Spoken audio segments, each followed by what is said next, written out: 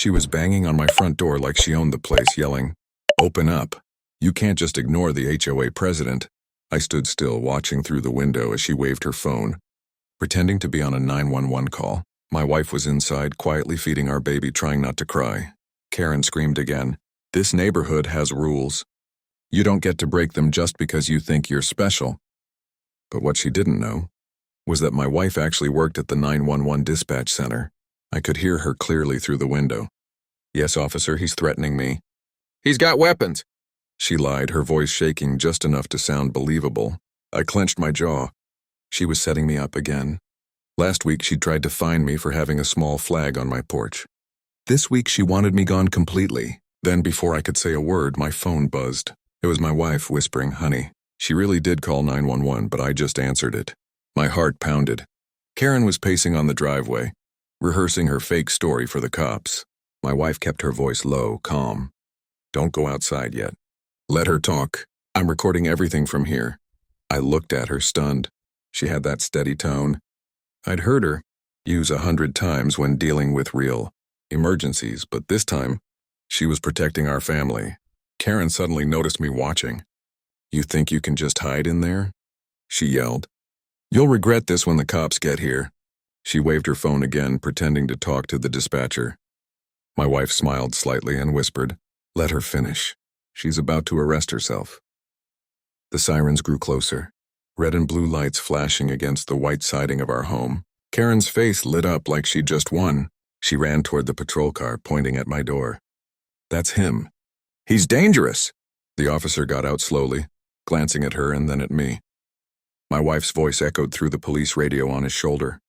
"Unit 23, the caller has been identified as Karen Miles. Be advised, false report in progress." Karen froze. Her mouth fell open. "Wait, what? How do you know my name?" The officer looked at her, confused. "Because the dispatcher you called was his wife." Karen's face drained of color. She tried to speak, but only managed to whisper, "That's not possible." I stepped out, calm and steady. "You should have checked who you were calling before you lied." The officer nodded toward her. "Ma'am, I need you to step over here." Karen's voice cracked. "No, I'm the HOA president. You can't arrest me for doing my job." The cop replied, "You can when you call 911 under false claims." And as she was led toward the patrol car, my wife opened the door behind me, holding her phone up, recording everything. "You wanted everyone to see," she said softly, "so let's make sure they do." Viral line. She tried to use 911 as her weapon, but forgot my wife was the one holding the line. Karen's voice turned from arrogance to panic in seconds. "You don't understand, officer. He threatened me. He has cameras. He's spying on me." She screamed, twisting her wrists as the cuffs clicked shut. The whole neighborhood started peeking from their windows. She wasn't used to being the one on display. Every other week, she'd been the judge, the accuser, the self-declared queen of the cul-de-sac. Now her crown was slipping. The officer sighed, trying to keep things professional. "Ma'am, the dispatcher confirmed there were no threats on record. You fabricated a 911 emergency." But Karen wasn't done acting. "That woman on the phone, she was lying. She's covering for him," she shouted. My wife, standing on the porch, folded her arms. "Covering? I'm the senior dispatcher for the entire county. You picked the wrong number to mess with." Karen's eyes flickered, darting between us, searching for a way out. "This is harassment. The HOA will destroy you for this," she spat. I stayed silent, letting her dig her own hole. The officer gently turned her toward the patrol car, but she kept struggling. "You don't know who I am. My brother-in-law's a detective," she blurted. The cop didn't flinch. "Good, he can visit you at booking." The crowd was growing. Phones were up. Neighbors whispering, recording. The same people Karen had bullied over. Parking spots and mailbox colors were now watching her meltdown unfold. One woman across the street shouted, "Hey Karen, need help filing your fake report?" Laughter rippled across the sidewalk. My wife leaned close to me, her tone low but sharp. "She's going to try to twist this. People like her always do." I nodded, already planning ahead. "That's why we keep everything documented." I pointed to the small security camera by the porch light. "It's all there. Her breaking the HOA boundaries, threatening us, even this call." Karen overheard and smirked. "You think that footage means anything?" The HOA owns those cameras, she sneered. I couldn't help but grin. Really? Then maybe you should see who installed them. I unlocked my phone and played a short clip, me in my work uniform, with a county badge on my chest, mounting those same cameras last year. Her expression changed instantly. You work for the county? She stammered. That's not Property Enforcement Division, I said calmly. I helped draft half the code you keep pretending to enforce. She froze, realizing she had just challenged the one man who actually had legal authority. The officer raised an eyebrow. So you're the one who verifies HOA compliance reports?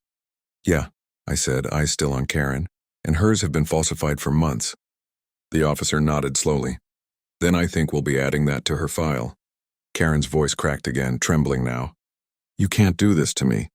I looked her straight in the eye. You did it to yourself the moment you tried to weaponize the system. My wife took a step forward, holding her phone higher. Smile, Karen. This time the neighborhood's seeing the real violation. Viral line. She ruled the HOA like a queen, but forgot every crown comes with a camera. Karen sat in the back of the patrol car, her hands cuffed, her face pale as the flashing lights reflected off the window. For the first time, she wasn't shouting. She just stared straight ahead, breathing fast, her confidence completely gone. The officer stepped aside to speak with my wife and me, his tone calm. We'll take her in for questioning. False emergency call, attempted harassment, possible HOA fraud. You've done everything right. Thank you for staying calm. My wife nodded, still holding her phone like evidence. It's all recorded, sir. The call logs, the audio, even her fake HOA notices. The officer smiled slightly. Then this will be an easy case. As he turned away, Karen suddenly slammed her shoulder against the car door from inside, shouting, You don't know what you're doing. The HOA board will sue you. You'll lose your home. Her voice was desperate now, not powerful. I stepped closer, just enough so she could hear me clearly. Karen, this home isn't under the HOA anymore. Her eyes went wide. What are you talking about? I pulled out a folded document from my back pocket.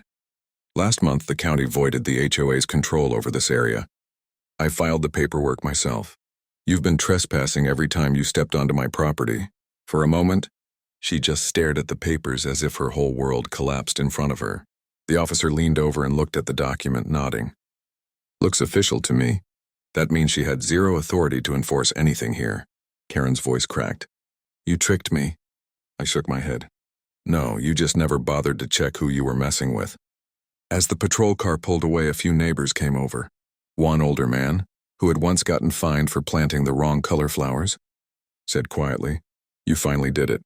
You stood up to her. My wife smiled softly. No one deserves to live in fear of a fake authority. Later that night, when the lights were gone and the street was quiet again, I sat on the porch beside my wife. She leaned against my shoulder, whispering, She really thought she could control everything. I nodded, watching the security footage replay on my phone. That's the thing about power, it only works when people believe it's real.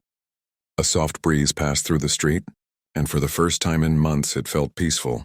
No fake notices, no screaming, just silence and freedom. The next morning the news broke online.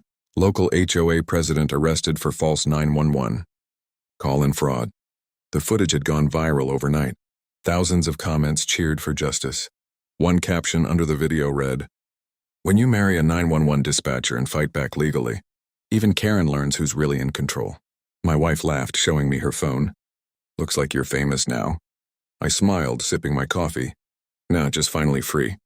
Viral line ending. She tried to break into our peace with lies, but we answered the call with truth.